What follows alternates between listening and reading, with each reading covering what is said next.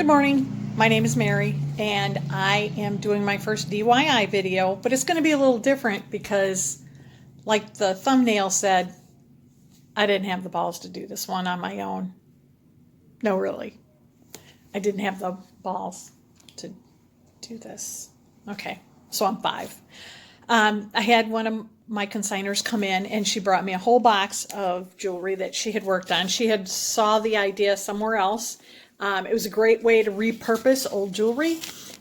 She had several of them that had large brooches on them. You can see in the pictures. And when she brought them in, she said that she had taken them to a craft show and these were left over, and so she wanted to consign them here. So we priced them and they are currently in the shop.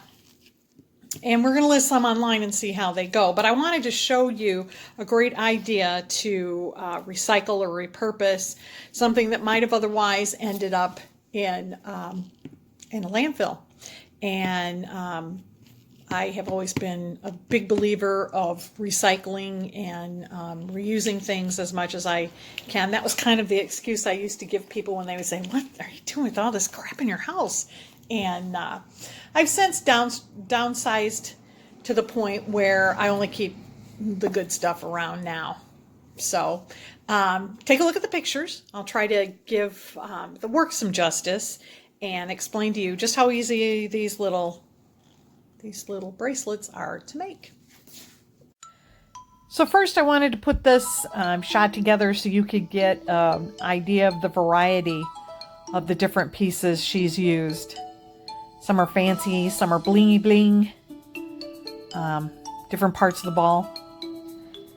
And then on this one coming up, it's an up close of the panther, which is pretty cool. So it's quiet at the shop. It's Friday, so it's really quiet here. And I wanted to show you how one of these bracelets, this is a popular one. She had a couple of these. This is the last one left. And I started trying to film me trying to open it to put it on one-handed. I couldn't do it. See, it takes quite a pull. So the nice thing about it is the magnetic clasp stays pretty tight.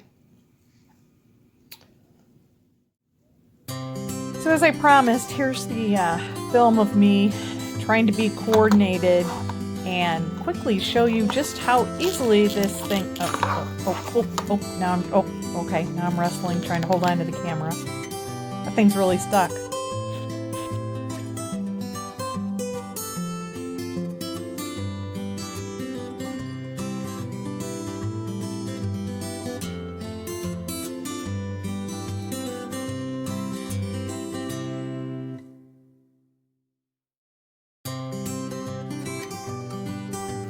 Okay, for her second piece, the pendants that she makes out of the old spoons, there's a couple things I like about this. One, we're recycling and we're repurposing. Number two, you get the spoon hot and she bangs it with a hammer. And I was thinking, oh, what a great way to relieve stress. Maybe I ought to just get the spoons out of the cupboard and make some of these myself. But you see where she grabs this and pulls this down to make the little part that goes over the necklace. She has several of them here that are on beads. I've seen them on the chains, except with the chains I think that you might have to bend this a little bit more to keep it from coming out. Or if it just lays flat-chested like me, you don't have anything bobbing it around and you don't have to worry about it unless when you're bent over and it's tingling around. But this is one of my favorites because of the jewelry that she's hooked to it. Like I say, what a clever way to use broken pieces and some of the things that come in the jewelry jars. I know there's a lot of you out there that really love jewelry jars. I like to look at them. They're really colorful. My granddaughter and I go through them.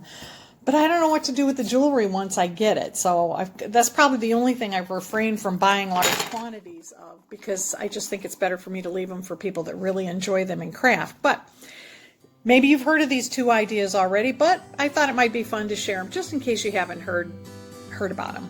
So take a look at the pictures, and as always, if you like what you're seeing and you thought it was a good idea or a good video, please like below. If you're not subscribed to me already, then please ring the bell, and it'll let you select what things you want to see.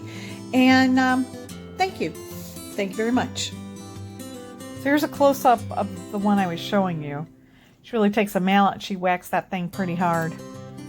I really do think, though, that you really need to bend that back piece around so that the thinner chains don't fall off.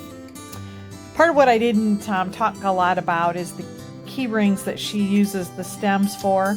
Here again is another big selection of the different jewelry pieces she uses. Some close-ups of some other pieces I thought folks might be interested in. I have a friend that loves Scotty dogs. I love the kitty cat. You can use old coins or buttons. And again, you can see she uses different beads and necklaces. There's the key rings again along the left side. Just really interesting stuff. We hope you enjoyed our little repurposing DIY video. We hope to bring other ideas to you to save things from landfills. And don't forget, if you're ever in the DFW area and you want to swing by, give us a call. We do take private appointments. And always, we appreciate the time you take to watch our videos. Thanks, and we'll see you soon.